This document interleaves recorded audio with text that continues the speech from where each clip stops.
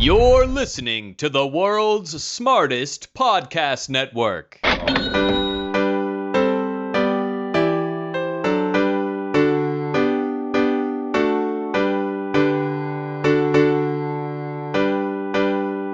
We have reconvened once again the world's smartest podcasting network to discuss the most important issues of the day. We are joined by Dr. Andrea Jones-Rooy. Hello. Hello, greetings. Happy to be here to weigh in on the pressing issues.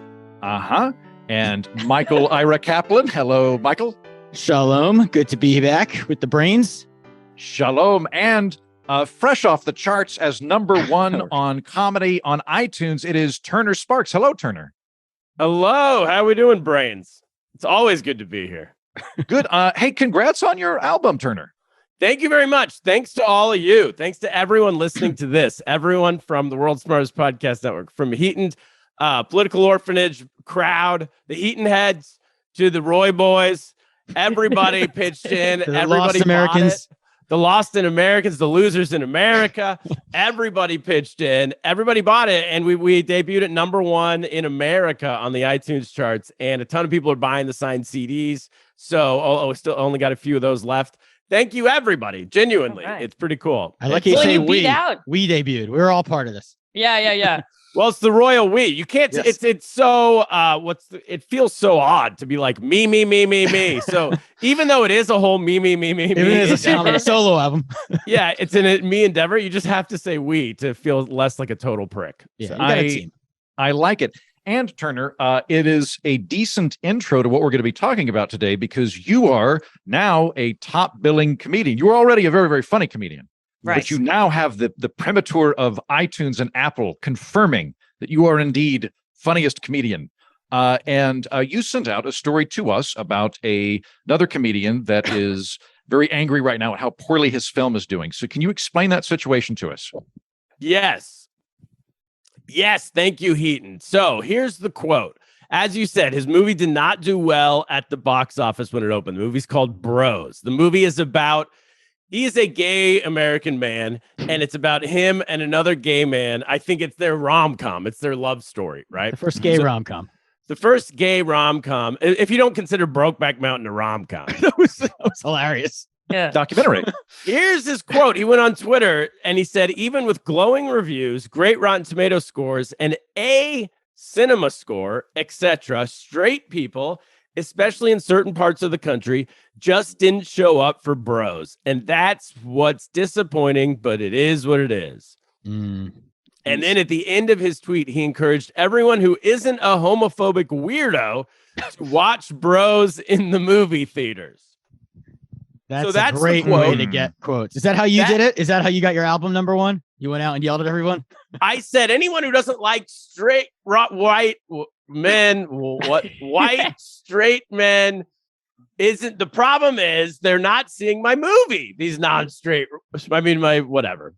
You get it. I think according to the Billy Eichner model, I'm then exempt. If he's saying everybody who isn't a homophobic weirdo, I'm not a homophobe, but I am a weirdo. So I think that means that I'm not required to go to the film. You have to be homophobic, a homophobic weirdo. So let's get into the issue. I think the issue is that he's kind of holding a gun to everyone's head, saying, if you don't see this, you are a homophobic weirdo. Now, what I sent through to all of you was this discussion that went all over the place on Twitter. But a big part of it was people pointing out that, hey, if the movie made $4.7 million, I think the entire opening weekend, which right. Kaplan, you're a Hollywood guy. Well, it depends on how many screens, but they had it on a lot of screens, I believe. So that's the problem, because if it's, you can only get so much. If it's on not many screens, then you make a few million. That's a hit. So if it were, you put it all over the country and you make 4.8, that's no good. That's so Kaplan, if it were like two theaters in Guthrie, and it made $4.7 million. I don't even know how it would be do incredible. That would be a miracle. Like the margin. theater owners are charging more than you're supposed to charge for the movie. It's so good. or like if four people watched it in Billy Eichner's basement and he charged them $1 million each, still really good. He should have done that with all of his rich friends. Yeah. Mm-hmm. That's actually would have been much better and donated all the money to him or something. So Cap, what would good numbers have been given the sort of back at the I mean, envelope I'm gonna calculation. just make something up here because Sure. my name's Kaplan. I'm a Hollywood agent. Everyone Yeah. knows that. I'm a Whoa, financial you speculator. wait, don't. Now you're calling Andrea. No, it's too I early worked in the morning. movie industry a long time. Yeah. So good numbers. I mean, I didn't look up the box office that week, so I don't know what the number one movie in America was last week. I think it was Smile, wasn't it? horror But movie? $20 million in a week, that would be nice. 15 million. Well, we're for talking about a weekend, Cap. a not weekend. week. Yeah. No, well, I was saying a week, but it covers the Thursday through Sunday, basically. So Got that's it. the weekend. Well, I think so. the main thing is that it hasn't done well. Yeah. Right. Has not The- done well. He the blamed first, all the of the basically saying America's a homophobic country. Mhm. And so and especially he points out certain parts of the country. So I think he's talking about the South, the Midwest, not the coastal don't- it would elites. presumably Is that be what you read any states that I have relatives in. I think are the I ones thought he's he was talking saying about. the other thing around. I thought he was saying like it didn't do well even in blue, like he's disappointed in because he knows the rednecks aren't going to see the movie. I think he's disappointed that like liberals didn't see the movie because they Well, I didn't think one of either. the Nobody key saw the things movie. is he probably doesn't have any data on who saw this movie, but we can get to that. Yeah. But yeah, I don't know if I were in his position and I were trying to save face on a film that effectively failed, and I didn't mind throwing people under the bus. This is a way to deflect attention. So it kind of boils down to: are there reasons that this film didn't do well, or is he right and everybody's homophobic? If he's homophobic, then this is a litmus test for if everybody's homophobic, this is a litmus test that America failed because it could not be sufficiently motivated to see a rom-com starring two men. Otherwise, it's possible that he screwed up and he's now claiming everybody's homophobic to save face. And I am leaning that direction based on everything I've read. Before we get too far into everybody's thoughts, the second half of this story is that somebody did the quick numbers and they said, I think a number of people did the quick numbers, and they said, well, if you had only made $4 million at the box office over an entire weekend, then gay people also didn't go see your movie. So it's not only that straight people didn't see your movie, it's that nobody went to see your movie. And then what happened was certain elements of the gay community got mad at him for kind of taking the movement and saying and using it to his advantage, I think is the idea. Getting mad at Billy. Getting mad at Billy. I keep wanting to say Eilish. It's hard to tell the difference. Billy Eilish. They're almost the same person. Billie Eilish, if she had a movie this weekend, it would have done better. I'll say that. Right now. He can open All a right. movie. She can put butts in the seats. Andrea Jones-Rooy. I'll play point guard here. What do you think? Here we go. All right. So I think the final piece on that is that people were saying that it was because he was a white, cis, gay man that made the queer community say, well, we don't want to see this. You already have the privilege and everything. You don't need our support. Yeah. And so there's sort of privileged gay men. He's too gay for middle America. That's right. But he's not gay enough for everybody else. That's right. That is Okay. the plight of the gay white man in America is everyone hates you. And he's a Jew, which doesn't help at all. That's like, it doesn't even count. That actually hurts him. Right. So- Well, the thing I like most about this whole thing is that it is a wonderful example of causal inference. And if I wouldn't run the risk of causing mutiny in my classroom, I would have brought it up as an example of data science, right? Which is Billy Eichner is claiming that if only it had been he were straight and or playing a straight character opposite a woman, that the box office numbers and everything else had been the same, the box office numbers would have been huge. And he's saying, because I'm a man and he's a man and it's a man, the box office numbers are terrible. And I think as Heaton was saying, that's a smart claim, but it's very, very unlikely. And as many other people on Twitter have said, people don't go to the movie theaters for rom-coms in general. I don't remember the last time I went for a rom-com. I don't think the movie was particularly well advertised. I've been thinking about that every time I see a promo for Super Mario Brothers, where it's all the time and the movie isn't coming out till January. If anything, I give Billy Eichner credit for a brilliant marketing stunt to draw attention to his movie, because we're all sitting here talking about a movie that we otherwise probably wouldn't have talked about and maybe would have done okay and no one would have been mad at him for, but wouldn't be the subject of a national conversation. That said, brilliant marketing ploy though it is, I still don't go plan to see it. And the reason that I don't plan to go see this film is not because Billy Eichner's gay. I did not actually know that. It's because my only exposure to Billy Eichner is from Parks and Rec, where I found him irritating as hell. because his whole shtick over and over again was just one note jokes of getting really animated and then screaming. And like, there's only there are certain performers, Gilbert Gottfried or Nick Kroll, that have like, either you find that very funny or you find it very grating. In Billy Eichner's case, I find it very grating. And so if somebody told me he's doing a rom-com, Godfrey in a gay rom-com would be amazing. Exactly. I'm just I thinking would go about see. Yes, I would go see a Child Gilbert is very Gottfried big at the rom-com. box office. Yeah, No, I would go see. Yeah, I think you're right. And I think that this is, while maybe sort of a silly example or a more superficial example, it gets at the heart of, I think, what we talked about in our last roundtable on wokeism and is wokeism a religion. And I think it's at the tension of identity politics, which is it kind of plays into the hands of everyone on the, I'm going to oversimplify, everyone on the right who says that like identity politics means you're putting your identity first and you see everything through that lens and everything is an injustice. And Billy Eichner is the example they now have of like, oh, did your movie not do well? Oh, you're going to blame homophobia instead of the fact that you're annoying. Because I agree, I can't watch him, right? Or no one wants to see a rom-com. You didn't market it. All these other movies came out at that time. No one goes to theater, whatever the story is. I don't know about that last one. And then on the left, everyone is also playing a caricature of themselves and saying, well, it actually just wasn't woke enough for me. And then there was the other piece of the story, Turner, that you sent around that someone was saying, look, we should celebrate the fact that he had an all queer supporting cast and he didn't have any big names for box office draws, which is apparently, Kat, maybe you know this, as the Hollywood guy, what Judd Apatow does with Amy Schumer and others who were not leading people or well-known people, but they surrounded them with famous... It's called trying to make money in the movie industry. Trying to make money. And Billy Eichner, maybe Hollywood to cap.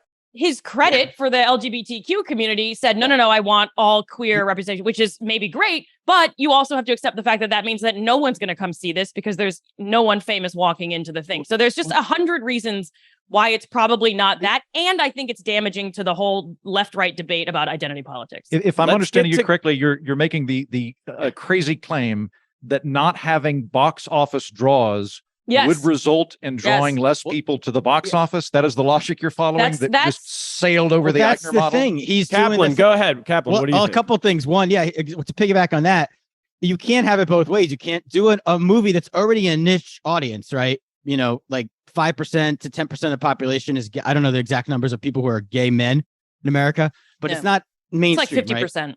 50% according to people's Twitter bios, but in China, they have 0% gay. Actually, so you're doing a niche movie to begin with, and then you're not casting big. There's a reason Hollywood for a zillion years cast big stars who some of them aren't even good actors, but they're good-looking people to leading people because it works. That's what puts people in the seats. So that's one. And then on the marketing side, I mean, this is the problem right here. Like in New York City, you drive on the Long Island Expressway out to like Levittown and all these places, like these areas that are like pretty, it's not super liberal areas. And I see these billboards for this movie Bros. That's why I knew it was coming out. And there's two guys and the guy's got his like hand on the other guy's ass. And this is the marketing campaign. Meanwhile, I told my wife, who has more gay guy friends than girlfriends, about Billy Eichner's comments when we were going to do a show about it. And she goes, what are you talking about? She had never heard of the movie, which means they haven't advertised on Bravo yet. They haven't advertised it anywhere where she would see it. She would have she might have the thing is, it's like, straight guys, you said rom-coms don't do well. Straight guys in general don't really want to see, most of them. Like, I'm a sensitive guy. Turner's a sensitive guy. Go because the date is making us go with them. Dates That's why make we're us going go usually. Like, I'm not speaking for myself here, but you're generic meat and potatoes guy. So they already don't want to see, but there's usually like a woman at least they might like to look at. Now you're going to drag them to the theaters to obviously it's not going to be a huge hit. Like, you can't have it both ways. Like, you can't, everybody, like, diversity is great and everyone, we need more diverse parts, but you're not entitled to a number one movie in America. That's my, it's like not like it's not given to you. I think I'm going to go here. First of all, I think that gay white men are not diverse anymore. Right. Well, I think that he kind of missed his window. Yeah. In the 2000s, right? When Brokeback Mountain came out, whenever that was. Sex and the City was huge that era. Yeah. Well, and maybe Cap can speak on this best because isn't that also, there's a similar thing going on with Jews in America, where now Jews are just considered white people by the left. Well, yeah, but by the right, they're still, by the far right / racist, they're still considered Jews. Well, and on that point, like, I was thinking about this when we were doing this topic, like, culturally, Jews have had their moments. Like, obviously, for most of American history, even though Jews kind of ran Hollywood, we didn't have any Jewish storylines. Like there was nobody was obviously Jewish. And then you get into the 70s and like Woody Allen, rest in peace. Annie Hall was the number one. He was, yes. Oh. And Annie Hall was the number one movie in America. You couldn't have a more Jewy character rom-com. When Harry Met Sally wasn't as Jewish, but that was a huge hit. And then you obviously get into the whole Seinfeld era, and there was like Jewish. But nowadays, I feel like we're moving away from that. Yeah, like Judaism is less, it's not as cultural. No, I don't think we're moving away from it. I think that Jews are considered white people now. Exactly. My point. Yeah, they're just considered white people, and they're not. But yeah, we're like the white gays, I guess. We get hated by both sides. So if you're saying, well, we made a culturally Jewish movie and nobody went to see it, I think that a good half of America would say you just made a white people movie. Yeah, right. I mean, have you guys watched the Ken Burns Holocaust doc yet? That's our latest one that just dropped. Is it a rom-com? I don't know. Yeah. Anyway, my point is that I think Billy Eichner sort of missed his window, and I don't have a dog in the fight of who's the wokest of all of the different types of minorities, but I'm pretty sure that white gay guys are the least. Especially like a long time ago. Let's take some credit. Take a bow. Yeah, and also it's sort of this, as you said, Andrea, that there's I think an LA Times piece about this that has been going around where the guy says, on one hand, this should be a good thing, as he's the writer's gay, and he says, as a gay man, we should be past the point where we have to go see stuff to support it. We should just see what we want to see. And unfortunately, I think that Judd Apatow, who directed and I think produced the movie, and Billy Eichner didn't make it attractive enough, seemingly, for gay people to go see it. Heaton, what do you got?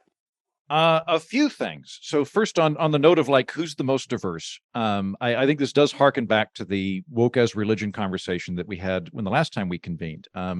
This kind of woke worldview is one that involves chopping off the top of the totem pole.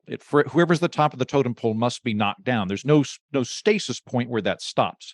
And we kind of see the same thing on the flip side of who is the most victimized. And I think like we're also living in a really interesting period right now that I think is fairly unique to our moment in history of entrepreneurial victimhood, where you can obtain either moral credit or potentially financial credit by being a victim, because so much of so many people in the country see victimhood as sort of the font of emotional validity and ethical salience. So I think that's all happening. On the note of who's the most diverse, I went to a comedy festival about 5 years ago, and one of the comedians who was visiting from LA came up, and she was describing a conversation she had with her gay white friend. And she had told him that Hollywood had been run by white men for so long that we needed to stand down and let other people have their moment. And he went, "Well, I'm gay. I'm not part of that white male cabal."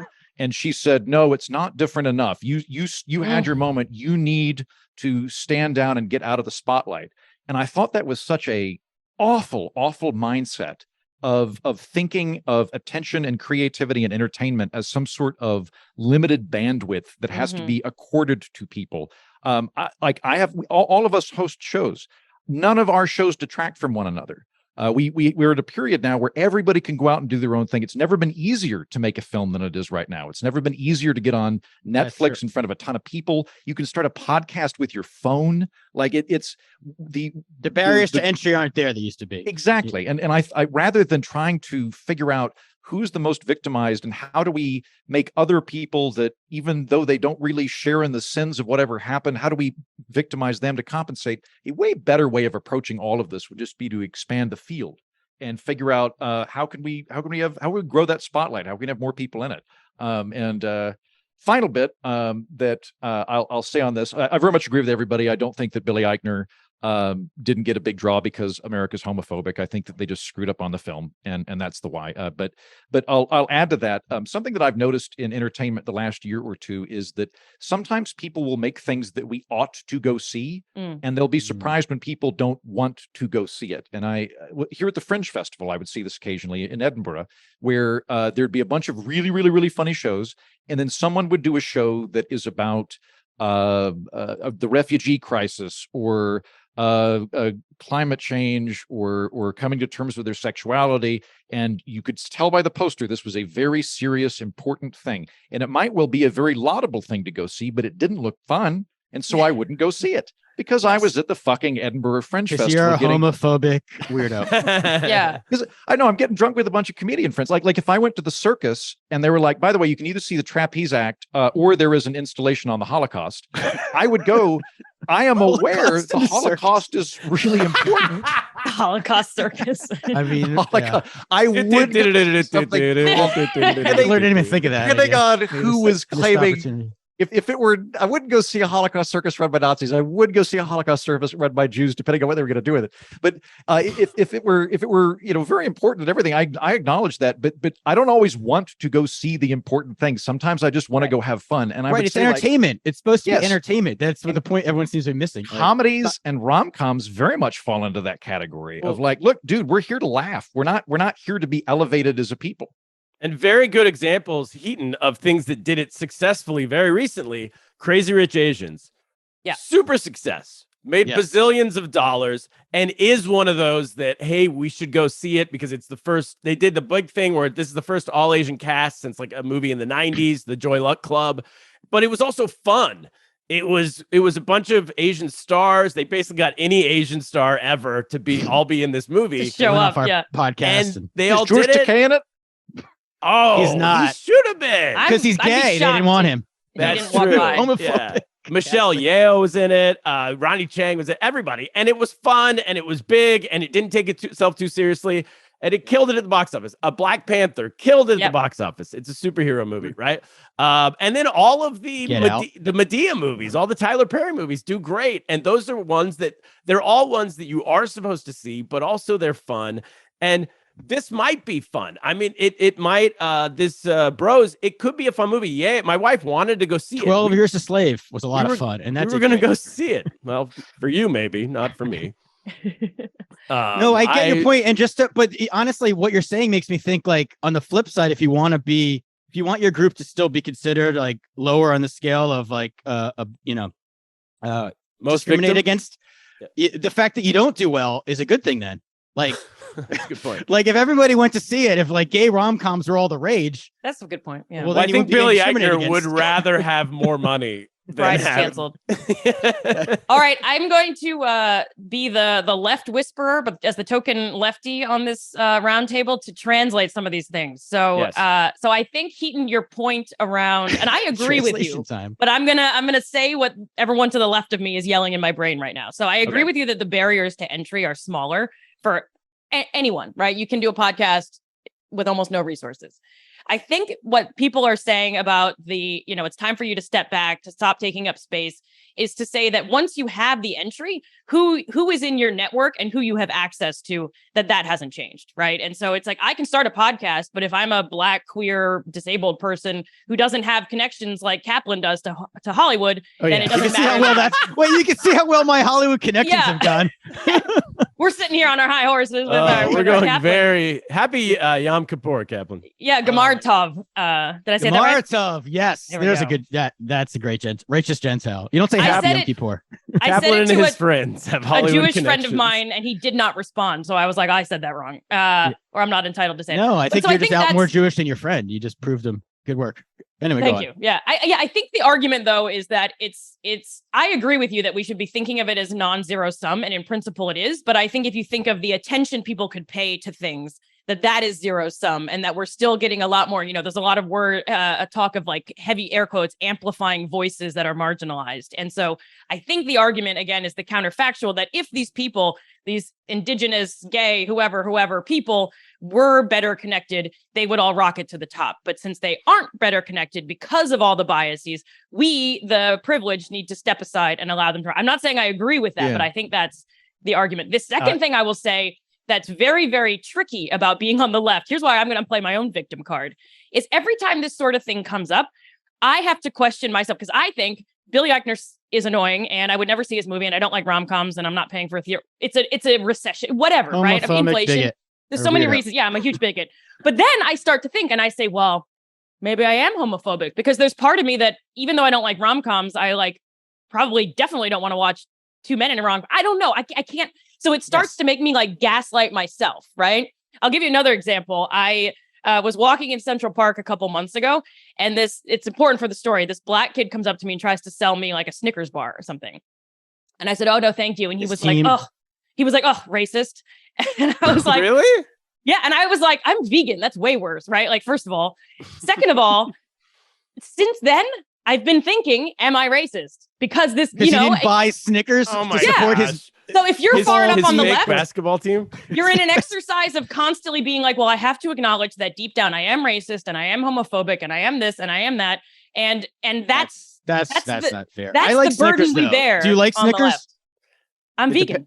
I can't eat that vegan. shit. Snickers are, oh my God. That feels exhausting. It is exhausting. But We're also, tired over here. I just want to tell everyone who's listening, every time you step on a subway in New York, there's a little kid who has a raising money for his basketball team. Yeah. 24 hours a day. It could be 3 a.m. and he's like out. He's like 10 years old. And it's little black. Usually it's a black kid, and he's like, "Hey, you want to buy Snickers?" So it's a regular. Essentially, I've said no to this 1,000 times. I've never been called a racist, by the way. So maybe I don't give the vibes that you give off. I don't know. They come around Greenwich Village around the comedy clubs too. I have to turn them away, or I try to sell them tickets, and they're 6. Okay, well, last thing before we move on, I just want to take Billy Eichner's side for a second here. First of all, I do think he's funny. Yeah, and I, we've watched that Billy on the Street. We love it. We watch it all the time. As to a point that Heaton said a while ago, watching someone do a sketch for 3 minutes and watching someone do an hour-and-a-half movie, Saturday Night Live has learned this many times. They don't always translate. You can have the most popular, like the Ladies' Man sketch, and it can make $6 million at the box office because they're like, I don't know if I want to watch that for an hour and a half. But then, second of all, Billy Eichner did just tweet, I think yesterday, that if everyone doesn't go see Super Mario Brothers movie, you're all homophobes. So he's having fun with it a little bit. He's having fun with it. Yeah, I don't feel like That's a good joke. It feels like he in a Mario and Luigi, are they brothers or are they no? Well, I think that's his joke. Yeah, in a fit of rage, I think he flipped out on everybody, and maybe now he's like, all right, whatever. Like, can I give him a little bit of reason why I also am on his side? I looked up the box office from the last weekend, and you know what movie did better than Bros? What? This Don't Worry, Darling, this Olivia Wilde movie that's like the biggest train wreck ever, but with Harry Styles. I took a date there. It's a good date movie, right? Because you're watching Harry Styles hook up with someone. Right? I plan to do it on my sci-fi show, Alienating the Audience, so I won't do the whole thing. I watched it the first time and it was like, this is a complete ripoff of Wait, you watched it twice? Wives. I did. I went homophobe like, central. This is a goddamn ripoff of the Stepford Wives.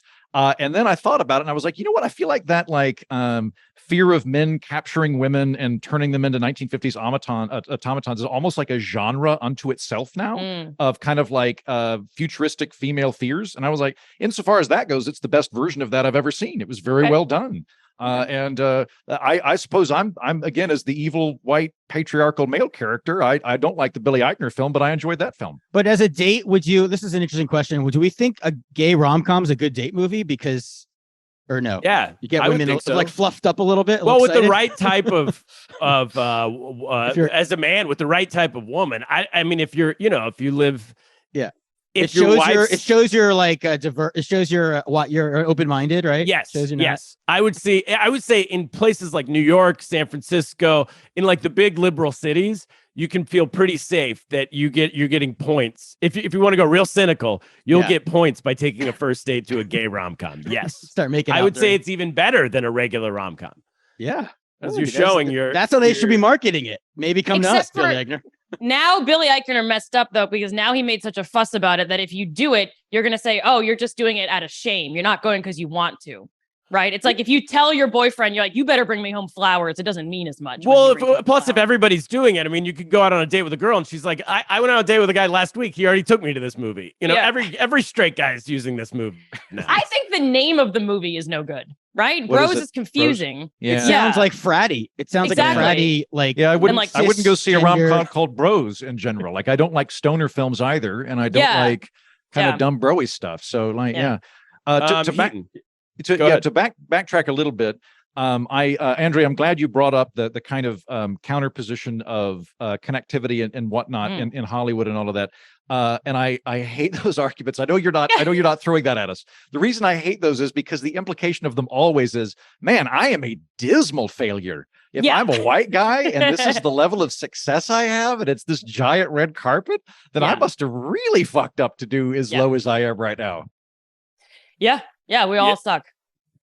Also, I should point out with that connection thing, that doesn't work with Billy Eichner because Judd Apatow made his movie, who's like the king of comedy in Hollywood. Should we move topics? Let's move topics. Okay, Dr. I think we all agree Jones-Rooy. we're homophobic. Let's go. We're all homophobic. I'm sorry. Andrea, do you want to lead this one? Sure. So do we want to go NYU or do we want to go woke? Yeah. They're related. We'll go NYU. Let's start with NYU and then All right. So, Kaplan, you sent this article around and you get the points for the first person who sent it to me.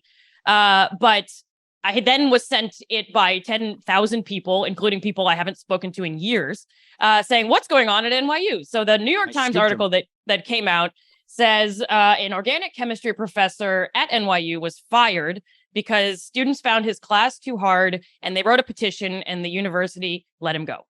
And there's a little more nuance to that story. All of those things are true. I think the because in there is a bit of an assertion. And so I teach at NYU. I am a contract faculty member. I am on a year-to-year contract. Just like this guy. And I don't know this person personally. I don't know anything about the chemistry department. But so I'm speaking somewhat with insider knowledge, but not really. It's a huge university. I have no connection to this, but just in the spirit of transparency. So a couple other details around the story. This guy is formerly a professor at Princeton. Also, his last name is Jones. So the article kept saying Dr. Jones, Professor Jones. And I was like, this is really on the nose. This is great. That Roy is doing a lot of work in my name right now. Shout out to the Roy boys. All right.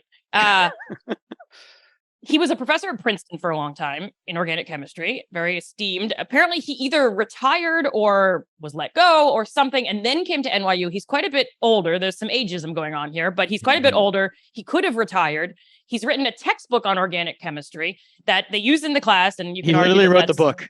Wrote the book on organic chemistry. We all know organic chemistry is a famously difficult class. And the argument from the students was that, insofar as I understand it, was that, well, he was very dismissive of students. He was mean to students. He was like rude in the classroom. But then there are things that are less sympathetic, insofar as that's even sympathetic, which I think is not really, where they're like, he didn't make the Zoom recordings available, or he wasn't, willing to give us an extension on whatever the various complaints were. And they never let us know how we were doing in the class relative to other students. So we freaked out and we can't possibly, and blah, blah, blah. And then NYU says, no, the course evaluations have been terrible for a long time. They're much lower than any other faculty in here. He's on a year-to-year contract. We used this as an opportunity to review his case, and we got rid of him for reasons, or we failed to renew his contract for reasons that are not solely due to this petition, right? Or maybe not even at all related to this petition. So I want to hear what you all think about this. A couple of things I will say. One, it really sends whatever the circumstance, the way the story was written and the publicity it's gotten has sent a very bad signal to all students at NYU. Yeah, you better give A's to be safe. That you have this kind of power to get rid of people. It also, I personally oversee a lot of academic integrity cases. I'm the director of undergrad studies in data science. So in any class, if a faculty member catches a student cheating, it comes to me and I have to do like a hearing and then I recommend the punishment. And it's like, I'm going to get in trouble for saying this, but it often does not. Then the student then has the opportunity to appeal it to the dean, and the dean rarely backs me up, even if the professors come in with evidence and this. And so you say he's cheating, and the dean says, "Well, it's okay. We're going to let him off." They have the nerve to come back and be like, "Well, you could have been more clear about what counts as cheating," and you're like copying another person's assignment. But whatever, we don't. What's the tuition at NYU? Just so we can infinity, get right? It's infinity. Isn't that exactly really answer the question? Kaplan, don't worry, Uncle Sam's covering it. It's not going to be on any of these kids. Actually, it's just on taxpayers, most of whom didn't go to college. That's right, who are hardworking Americans just trying to make an honest living. So that's not always the case, but it happens enough that I was already irritated. And this was just like a huge example of that. So it kind of makes me feel not backed up when it comes to catching academic integrity. I also have reason to think that tons and tons of students are cheating all the time. Not just in my class, all over the place. The other thing I will say on this is that I get a lot of complaints in my classes to the point where it's driving me out of my mind about the exact same stuff. So you're not letting us know how many people got A's. So we're not going to know how we're doing in the class relative to others. Last year, I almost had a mutiny because students decided that they needed a sample exam before the actual exam. What? And they're like, if there's no sample exam, it's not fair. We don't know how to prepare for the exam. And I was like, oh, I'm losing my mind. Like, there's no sample exam. That I you learned just in take the exam. Yeah, and then, or they'll argue that there is a curve, or they'll argue that there isn't a curve, or they'll argue that there were too many multiple choice questions. There were not enough.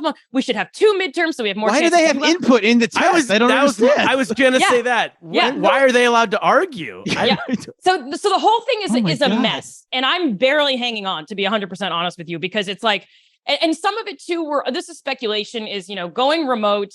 All the students have their own, typically, especially I teach a big class. It's easy to cheat in remote, right?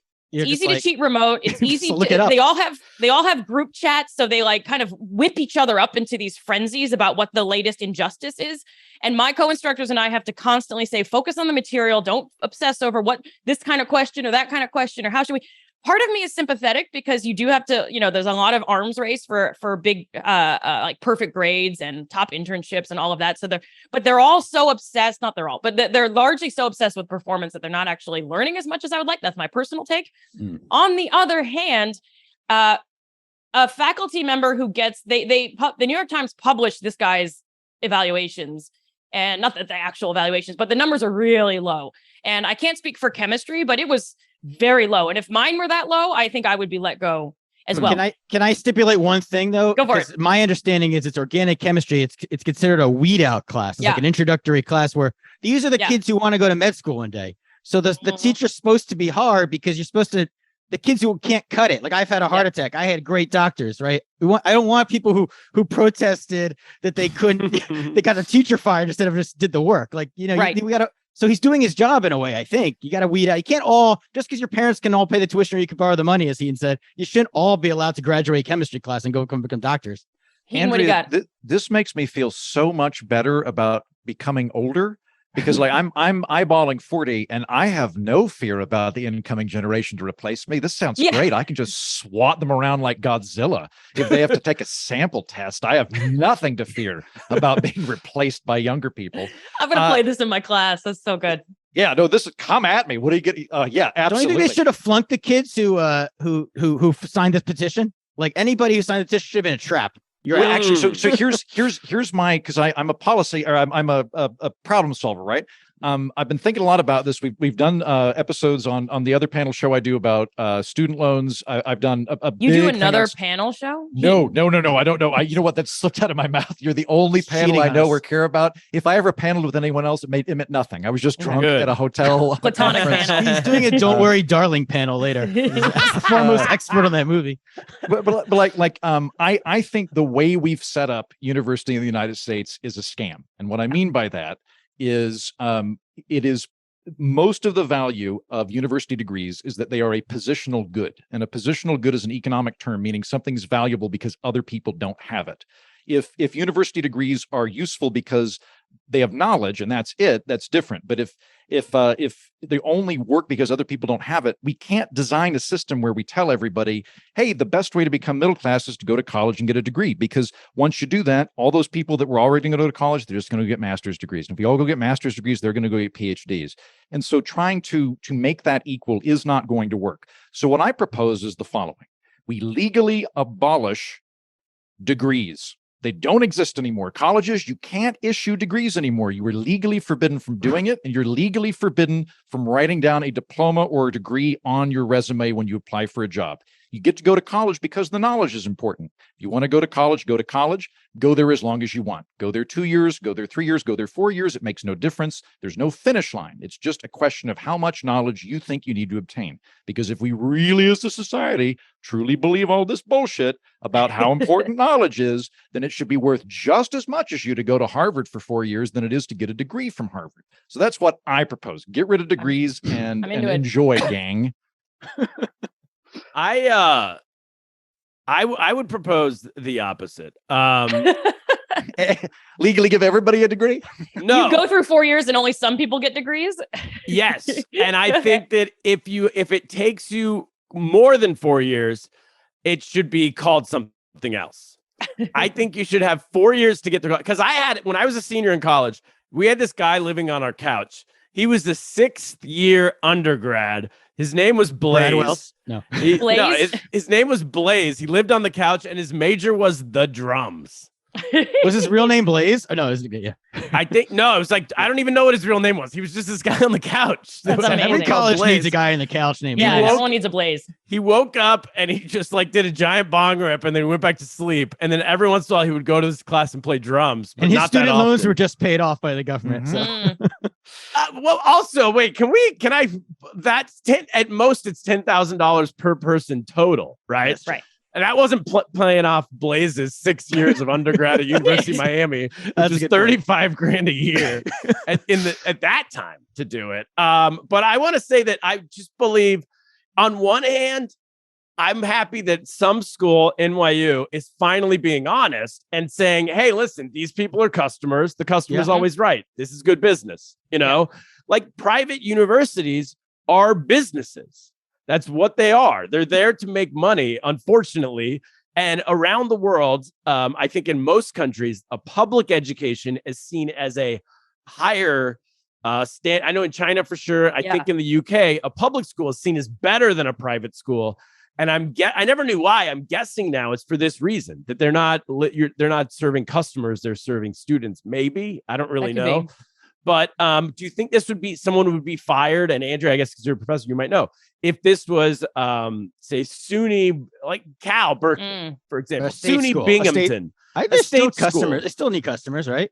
I don't know. I'm going to posit they all need customers. The model is one of customers, regardless of whether you're private or public, because you're trying to get resources. From the research I've done, the main reason that universities have become expensive over the last 40 years is in part because we encourage everybody to go, and because we create so much capital available to people through student loans that universities then compete for. So UCal and Berkeley want to get these students to come to them because they get that money. So, Cal and Berkeley. Is it okay? Yeah. Stanford and Stanford. He doesn't get LA, mired in the details. LA Film School. Okay. Oklahoma State University and the University of Oklahoma. I know I'm on solid now ground. We're right talking. That's the same school. Scotland State. One of them's like, hey, come to our school because we've got a really good study abroad program. And one of them goes, no, come to our school because we've got a really, really good cafeteria. We've got a good pool we've put in. And we've built up these whole edifices that have really nothing to do with knowledge. One of the reasons that colleges are cheaper in other countries like France is because they don't have dorms and cafeterias. They just have classes. And back when it was just classes, they were a lot cheaper. So anyway, my point is I'll posit that I don't think the private colleges are and the public colleges have a big difference. There are for-profit colleges, which oftentimes are a scam. Although I went to Upright Citizens Brigade Theater to get a certificate in improv, and that was a for-profit scam. So I was fine with it. Yeah.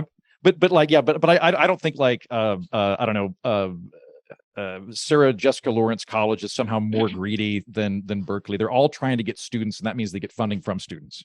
Okay, can I keep my little segment going here? Then this is a question I would ask. Is this an isolated incident? Meaning, is this the only person this has happened to at NYU? I think if it's just one guy, we need to pause and say, hey, maybe this guy just is a prick.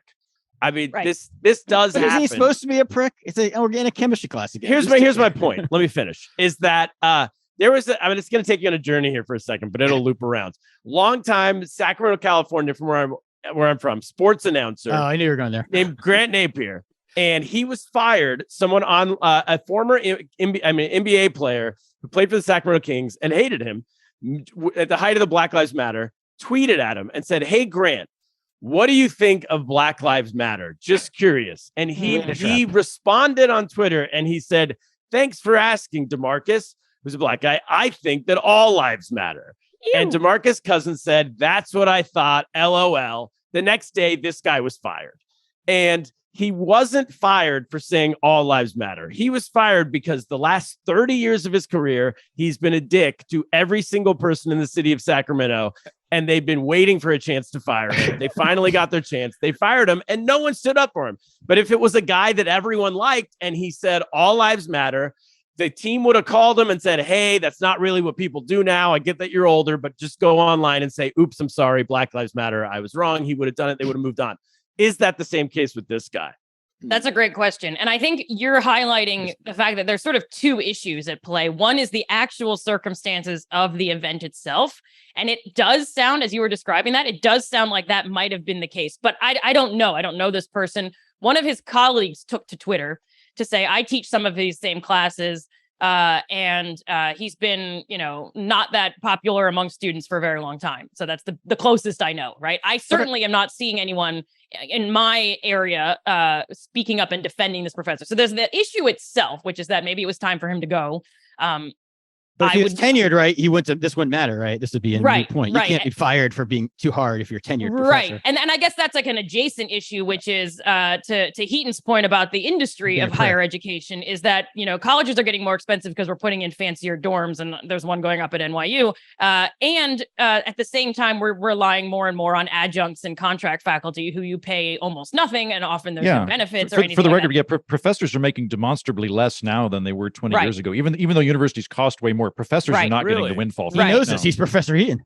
Right. No, because Andrea is exactly right. When schools expand, they expand in terms of adjuncts. They don't expand in terms of full-time professors. Right. So the money's not going to the people that are instructing classes. And I think in the context of NYU, there's another piece of this, and maybe this is like the NBA or the broader team in this analogy, where you say, all right, probably what guides most of their decisions is at the margins is what is going to give me the lowest headache. And if this professor has been a problem for years and years and years, there's a big fuss. He's probably pretty replaceable. He's not that expensive. You just find another adjunct to loop him in or whatever. It's probably not. It's like, you're just like, whatever.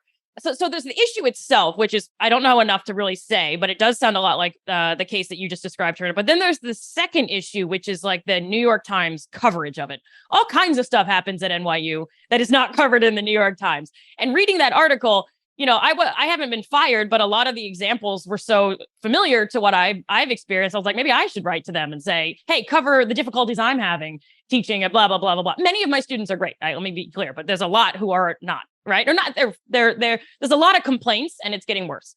But the coverage of it does a couple of things. Like one, it makes, I think Heaton was saying this, it makes us say, well, anyone who got a medical degree or did their undergrad at NYU, maybe I don't want them as my doctor, whether or not that's actually true or not, who knows, but there's that knock-on effect. There's some reputational effects more broadly about NYU and faculty being pushovers, and we're just shelling out degrees. And I think I talked about this on TikTok. There's a big conflict of interest where I can hold the line and make assignments difficult and refuse to give out sample exams because I don't think that I should, but I have to deal with the hate mail that comes in that tells me that I'm ruining their lives. And it's hate mail. And I can literally, hate mail these days. I can only take so much of it. I've been lucky that I haven't gotten a petition. They wear you down. The hate mail works. Happens. Yeah, it's rough, right? Where people write nasty things about you on Rate My Professor. There's some horrible things about me on Rate My Professor. It's grim, right?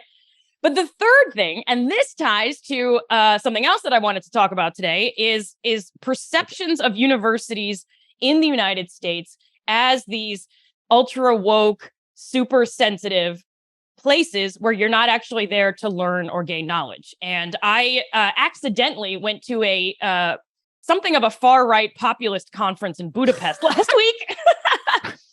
And wait, hold on. Like you were going to go to the circus, but you got on the wrong plane and you woke up to go to the Holocaust circus. She was going to go to the one of the going to go to London, but the plane got diverted. You're like, I'll go to this conference instead. Yeah, so I was like, here we are. It was a conference. It wasn't far right, though. It's a far right government that seems to have some hand in this conference. Listen to Lost in America for more on that.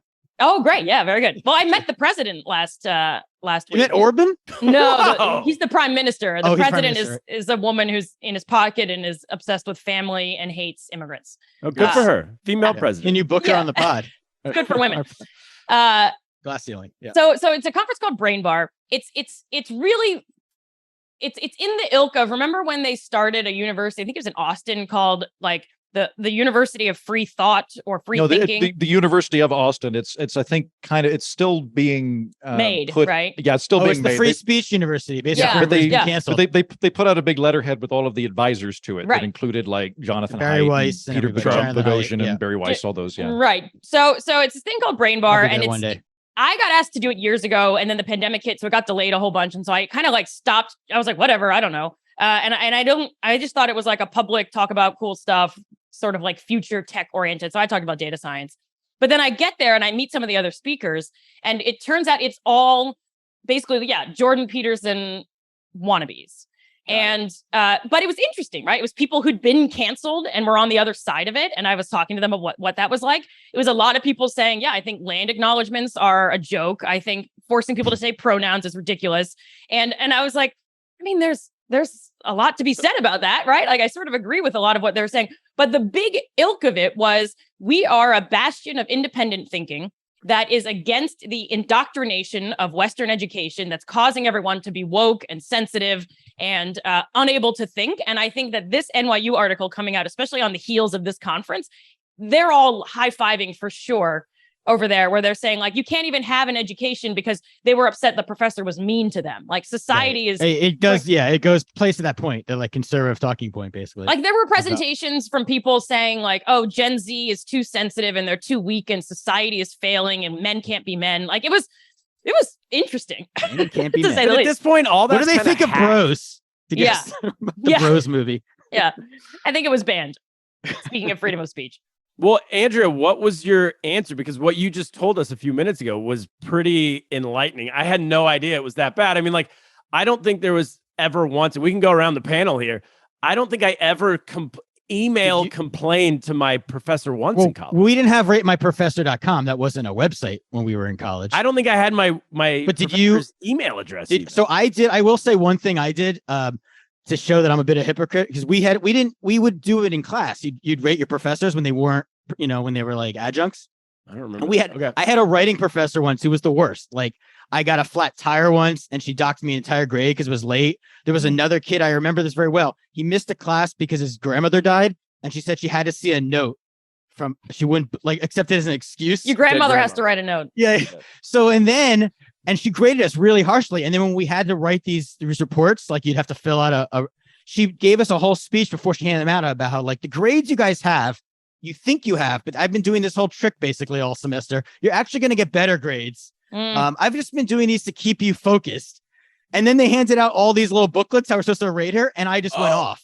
I gave her the worst grades ever. And I said, before she handed this book to us, she tried to bribe us by saying we're getting better grades. Yeah, that's what that sounds like. And then I wrote about the grandmother thing. I wrote about I got a flat tire in the middle of nowhere and she gave me and I don't know what happened to her, but I think she didn't come back. So I think I'm just as bad as these kids. But yeah, we didn't have the access to like, if we didn't like a professor, it was just, that was life, so.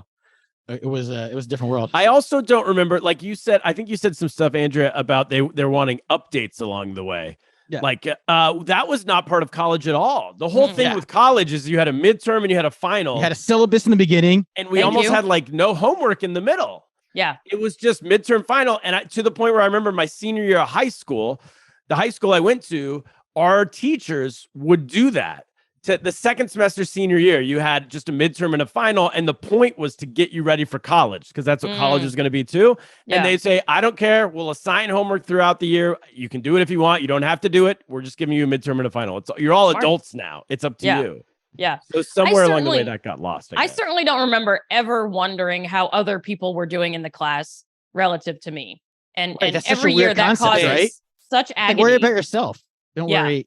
It's like your grades are not applying for a job. I guess what's the reason? Because you apply for the same internship as someone else in your class. And that's where I'm sympathetic to an extent, is to say the world has changed since we were in college as well. And it is very competitive and it's harder to get a job. Maybe, I don't know. And so you feel like you need a 4.0 or you're going to fail forever. There's also some selection bias just in terms of, who chooses to take, I'm teaching a data science course. And so it's people who probably want to go into like various tech jobs that are probably highly competitive. And so you do need to have really, really high grades for that. I don't know. The times have changed. The pandemic has done weird stuff. NYU might attract a certain type of student compared to where I went to school. And all of those things are considerations as well. The other thing I will say is if you look at the article, it's something like a third of this guy's students signed the petition. So not all of them. So it was like 80 students out of whatever, right? So a lot, but not all of them, which means that failing. two-thirds were fine with it. And I think it's unfortunate that the reputation is going to be anyone who took this class didn't learn anything. But 2/3 of the students were like, yeah, I'm going to suck it up and I'm going to deal with it. I should say that when I talk about the complaints about all these things that I just listed, it's because I teach a class of 200 students and I hear from the 5 disgruntled ones. Right. And that colors my experience of the entire semester, because especially in a big class like that, you don't have occasion to interact with most of them. So most of my students are absolutely fine. I'm sure they're very thoughtful people, but they're not the ones emailing me, posting on Reddit forums about how evil I am, or yelling at me about check your mentions. Just don't read it. I think part of what's interesting going on with universities right now, in addition to the fact that they've become massive, like in 1900, I think less than 2% of the population had a university degree of any sort. In addition to them becoming really big, it's this clash of two very different worlds that are intersecting in that environment right now. You have this sort of we can tweet at companies that defy us or are doing bad things, kind of passionate consumerist culture. I like your point earlier, Turner, about like when I was in university, like I preferred people to call me Mr. Heaton because I was given several thousands of dollars. I was like, in any other field, if I gave you $6,000, you'd goddamn call me by my surname. You wouldn't call me Andy. So I do sympathize with that. I get that. So there's this kind of grassroots consumerist, it's about me, you serve at our pleasure kind of thing, which I don't fully disagree with. And it's careening into what is in effect one of the last medieval institutions on the planet, which is what universities are. They're a medieval institution, and there's very different goals here. Medieval institutions, Oxford, Cambridge, these various universities that were started during the Middle Ages were theological academies designed to indoctrinate people and designed to teach them ways of being and all of these things. And these are potentially juxtaposed, which brings me back to my earlier point. If we outlawed degrees, that would, I think, free up a lot of people. People would go, you know what? I want to go to Dr. Jones-Rooy's class because I really want to learn about data science. I'm not going there because it fulfills some obligation I have to do. And I don't know. I think it'd take the slack off you guys to get people that don't want to be there. And I think it would also, like, people that do a 4-year degree in communications, outlaw that. Communications, totally art history or whatever, and then they wind up working at a bank. Like, they wouldn't have to do that anymore. I think we're in a really weird time right now where we have the most venues to get knowledge in all of human history, and we still act as though there's one conduit by which knowledge can be dispersed. I think this is doctors should have degrees. Can we just say that? I mean, maybe after the undergrad level, or depending on the level of specialization. I don't even care if they have a degree. I'd have them take a test, but I don't care if they have a degree or not. We do watch them do a surgery first, see how it goes. Yeah. Or have like a state licensing board or something where you still have to be licensed, don't you? Even if you have a degree. You have to take the test. You still have to take a bar if you want to be an attorney. Like, if you can pass the bar, I don't care if you went to college or not. I feel compelled to mention the work of a good friend of mine who I went to grad school with, who works at a company called Opportunity at Work. And they're based in DC, and they are all about getting people who don't have traditional 4-year degrees into jobs like, air quotes, white collar jobs with advancement, because the barrier basically is you need to have a college degree in order to work at any job with upward mobility in this country. And this organization is saying, like, yeah, but you can learn a lot of really important, valuable things by not doing that, right? By serving in the military, by running a family business, by doing this, by doing that, by taking Peace care of Corps. Yeah. And so we're working on ways to say, well, how do we just use college degrees as a signal. It's an information shortcut to communicate to an employer that I could like sit through this amount of barrage of whatever and function. And now I'm on the other side of it. So we're trying to think of ways to what's another way we could signal what someone's aptitude is other than a degree. So Heaton, I'm not in a position to hire you, but I'll recommend you to this organization. Thank you. Have them call me. I'm very happy to be an advisor to this institution. I've got lots of ideas. Perfect. I think it's about time we wrap it up. Yes. Should we do closing thoughts from everybody? Closing thoughts. Turner, you want to go first? Yeah. I think first of all, just what you said earlier in the podcast about how your students interact with you is frankly shocking to me. I just assumed this was all stuff that was only talked about at these big conferences like you went to in Budapest, but in reality was this tiny percentage of university students that you see flipping out on the internet, but isn't indicative of the overall university system in America. And now I'm rethinking that. So that's where I'm at. Kaplan, I have a question for you. You have kids. Yes. And maybe this could be part of your close out. What's your idea on sending them to college one day? Yeah. I've been saying this whole time. I've been trying to talk my kids into going to like Arizona State or something fun. And now I'm feeling really vindicated because what is the point? NYU. I've always thought NYU. I mean, it's always your university. So I'll just say Northeastern private universities, like they just seem like such a waste of money. And now I'm realizing like this professor said, I saw this quote from this guy where he said, I think that you need to understand molecular, what I don't even understand what it is, but if you can't be a good doctor if you don't understand this, so I'm not going to just pass you. And I agree with that. But if the school doesn't agree with that, then yeah, I'm going to send my kids no Harvard, none of that, because all this grade inflation, everyone gets a good grade. I think maybe I'll send them to Europe because you're telling me they don't have you're saying it's cheaper in France. Cheaper. I mean, I got my master's degree in Edinburgh. I got my master's degree in Edinburgh in part because it was way less expensive than American universities were. And they're seen as European universities are seen on the same level as American universities, right? Yeah, it just seems like, I mean, I will say we're saving up a lot of money, so we do have to use it. They have to go to school. Maybe I'll get a basketball scholarship. I don't know. But Andrew, one thing I wanted to ask you real quick, because I don't think we mentioned it, but did you pitch our wokeism as a religion idea to all these people at this conference? Did they? Oh, yeah. Yeah, thank you for bringing that up. So when I started to kind of figure out the waters that I was in, and I shouldn't say it was all far right? It's this kind of middle, like free speech crowd. I like to blend in because I'm afraid of confrontation. And I also thought I had a few things to learn from them. So I was very, very grateful that we'd done our wokeism as religion conference roundtable. And I said, oh yeah, I just posted about this a couple months ago. And one of the guys I was talking to was like, that was my original idea, that wokeism is a religion. And I was like, okay, yeah. Was it John McWhorter? No, yeah. Nah, yeah. This guy claimed he invented that thought. Yeah, that wokeism is a religion. Okay. I was like, well, I read it in the Atlantic, but whatever. All right. But it was, look, I mean, I don't want to come out as like, oh, anti-woke people are terrible. I actually learned a fair amount. They taught me how to go on the internet and be okay with people yelling at you, which is valuable.